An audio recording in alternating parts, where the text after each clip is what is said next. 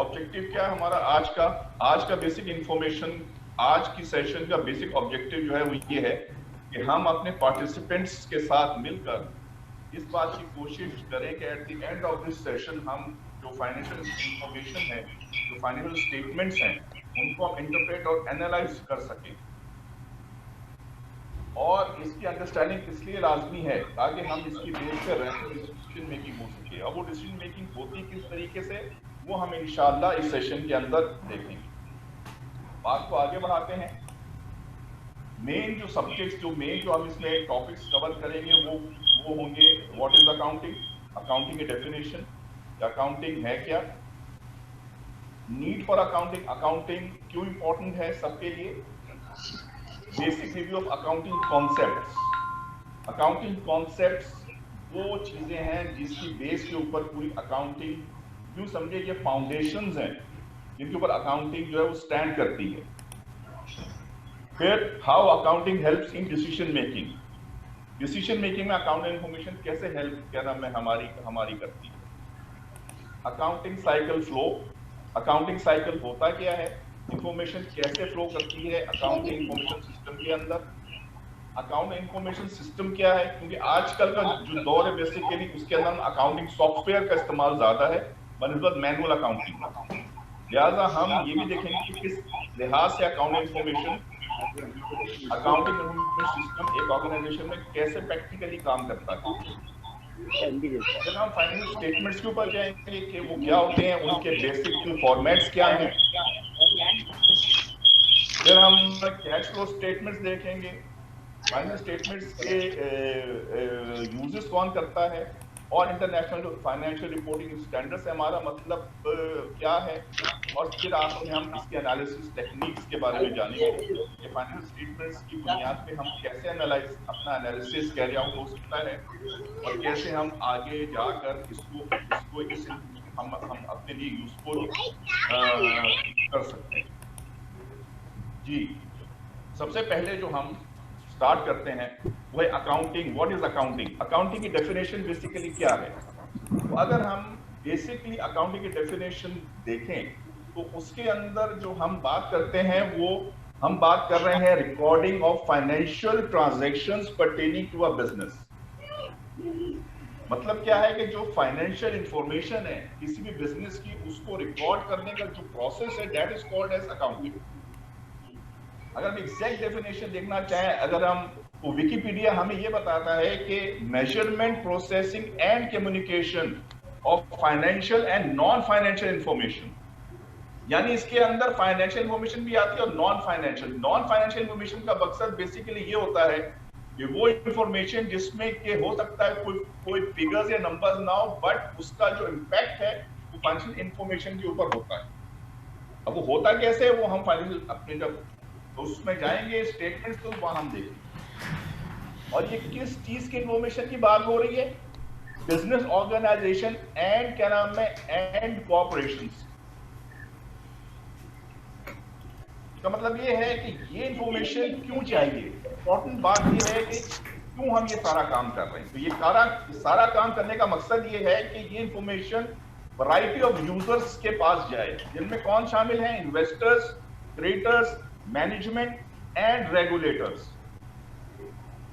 तो मतलब ये है कि ये इंफॉर्मेशन का जो स्कोप है वो बहुत वाइड है, लिहाजा ये इंफॉर्मेशन हमें समझ में आनी चाहिए whether we are accountants or non-accounting, whether we have accounting background or a non-accounting background। क्योंकि अब जरूरी नहीं है कि जिसके सामने इंफॉर्मेशन जा रही है उसके पीछे कोई अकाउंटिंग उसका कोई नॉलेज हो, उसके पास कोई अकाउंटिंग के में नॉलेज हो, लेकिन ये बात जरूरी है कि वो उस इंफॉर्मेशन को अंडरस्टैंड करे। और अगर वो अंडरस्टैंड नहीं कर पाता, हम इस तरीके से इंफॉर्मेशन को उसके लिए इंटरप्रेट कर सकते हैं कि अगर मैं सबसे अहम बात ये है कि हमें याद रखिए हम फैसल मकसूद साहब का बंद हो जाएगा और वो काम नहीं कर पाएंगे। सबसे बड़ी बताने का पहले याद ही नहीं रहा बिजनेस की पूरी स्टोरी बताता है कि उस बिजनेस में क्या हुआ, उनको स्टार्ट कैसे बताना हुआ, पड़ेगा आगे क्या ऑब्स्टिकल्स आ रही हैं, क्या करूं इसका, इनकम कैसे जनरेट हो रहा है, करूं इसका, आपका प्रॉफिट जो है वो प्रॉफिट ना आने की रीजन क्या है,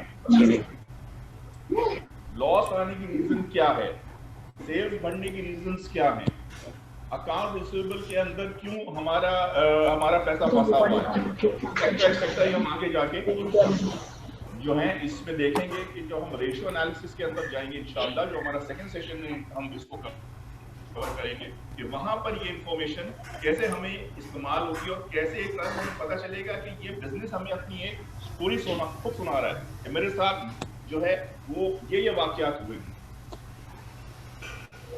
हम आगे चलते हैं, बात को आगे बढ़ाते हैं।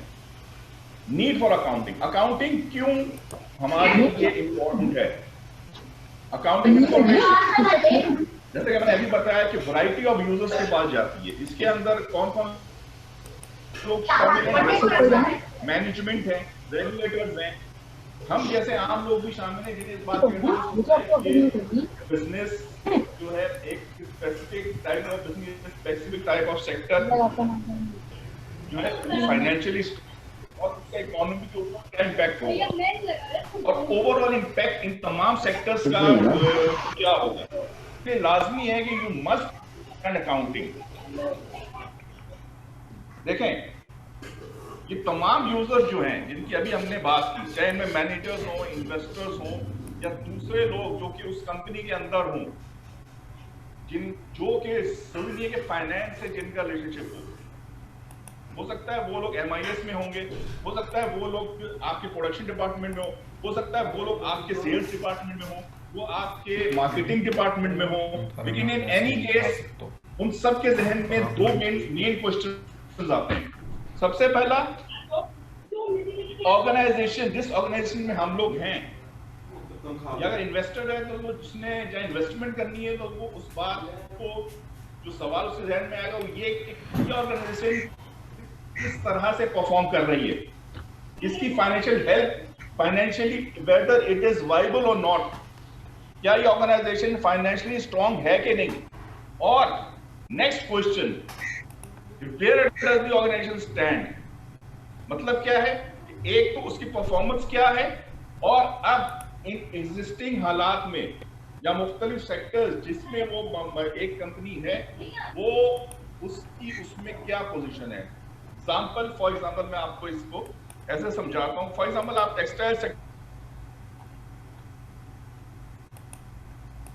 कंपनी कैसे परफॉर्म कर रही है,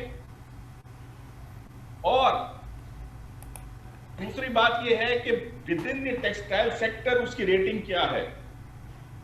ये दो क्वेश्चन हर ग्रुप, चाहे वो अकाउंटिंग जिसका बैकग्राउंड हो ना हो, उनके जहन में लाजमन आते हैं।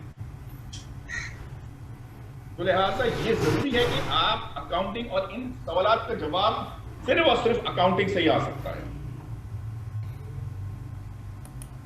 अब अकाउंटिंग इनका जवाब कैसे देता है, या अकाउंटेंट इनका जवाब कैसे देता है। वो 3 मेजर फाइनेंशियल स्टेटमेंट्स हैं जिनकी बुनियाद पर आप जिनको एनालाइज और इंटरप्रेट करने के बाद आप इन दोनों क्वेश्चन का आंसर क्लियरली आपके जहन में समझ में आ सकता है। कौन से हैं फाइनेंशियल स्टेटमेंट्स? एक तो उस कंपनी की बैलेंस शीट, इनकम स्टेटमेंट और स्टेटमेंट ऑफ, जैसे हम ये स्टेटमेंट ऑफ ये कैश फ्लो।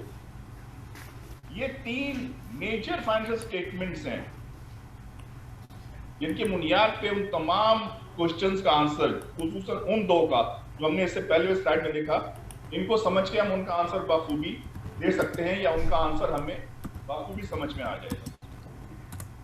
अभी तक आई होप आपको कोई मसला नहीं हुआ होगा। अभी तक अकाउंटिंग कॉन्सेप्ट या अकाउंटिंग जो अभी हमने डेफिनेशन देखी और उसका रीजन कि अकाउंटिंग क्यों जरूरी है उसको समझने में आई होप आपको कोई दुश्वारी नहीं होगी हो। इन केस अगर आपका कोई सवाल है तो आप उस सवाल को नोट डाउन करके रख लें, उनका आंसर हम इंशाअल्लाह इस सेशन के आखिर में या अगले सेशन के आखिर में जरूर देंगे। हम बात को मजीद आगे बढ़ाते हैं।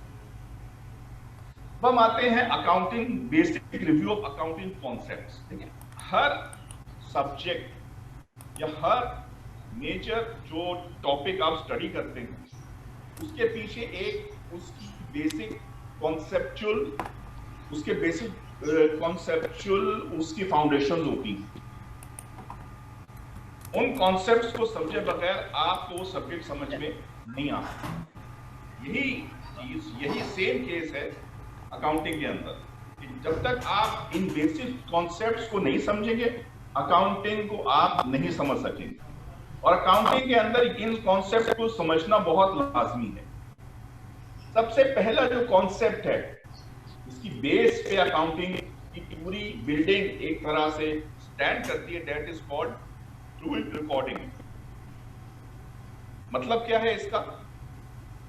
मतलब ये है कि अकाउंटिंग के अंदर जितने भी इंसिडेंट्स हैं, या एक बिजनेस के अंदर जितने भी इंसिडेंट्स हैं, जिन्हें हम ट्रांजैक्शन का नाम देते हैं, उसके टू इफेक्ट्स हैं, एडिशन एंड रिडक्शन।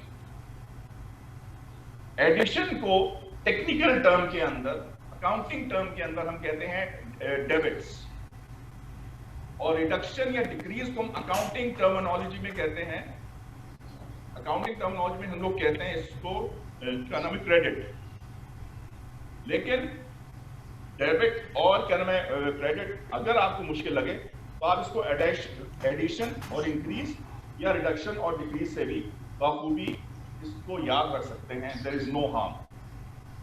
और आजकल के दौर में बेसिकली दो अकाउंटिंग सिस्टम्स हमारे यहाँ फ्लो कर रहे हैं, जो इस्तेमाल हो रहे हैं, अवेलेबल हैं। उनमें एक तो हमारा ब्रिटिश अकाउंटिंग सिस्टम है और एक हमारा अमेरिकन अकाउंटिंग पार्टिसिपेट हो जाएगा। तो अगर आप इन दोनों को रिव्यू करें तो डेबिट और क्रेडिट्स जो हैं वो आपको ब्रिटिश अकाउंटिंग सिस्टम या बुक्स में नजर आएंगे, और एडिशन या रिडक्शन या इंक्रीज और डिक्रीज आपको अमेरिकन अकाउंटिंग सिस्टम के अंदर जो बुक्स लिखी जाती हैं उनमें आपको नजर आएगी। अमूमन अमेरिकन जो है वो डेबिट और क्रेडिट के थ्रू इन चीजों को याद नहीं रखते, या उनके लिए मुश्किल होता है। ठीक है, इसके अंदर अब आपकी अंडरस्टैंडिंग पे डिपेंड करता है कि आप किस चीज को याद रखते हैं। For simplification let us move forward with addition और रिडक्शन और इंक्रीज और डिक्रीज। मतलब क्या है हमारा? मतलब हमारा ये है कि बेसिकली डेबिट और क्रेडिट्स का मतलब क्या है कि asset account, expense account, liabilities account and equity account. Debit में अगर इंक्रीज होगा तो it means assets have increase. अब नाउ व्हाट आर एसेट्स, वो हम अगली स्लाइड में देखते हैं। तो इसका मतलब है कि जब एक वक्त में एसेट इंक्रीज हो रहा होगा, एक्सपेंस अकाउंट इंक्रीज हो रहे होंगे, उसी वक्त आपकी जो लायबिलिटीज डिक्रीज हो रही होंगी, रेवेन्यू अकाउंट्स जो हैं वो इंक्रीज हो रहे होंगे, और आपका कैपिटल जो है वो आपका डिक्रीज हो रहा होगा। अगर आपको समझ में ये नहीं आया तो हम इसको दोबारा रिपीट करते हैं। एसेट्स इंक्रीज, एसेट इंक्रीज का मतलब क्या है कि asset increase means there is an addition in assets. Now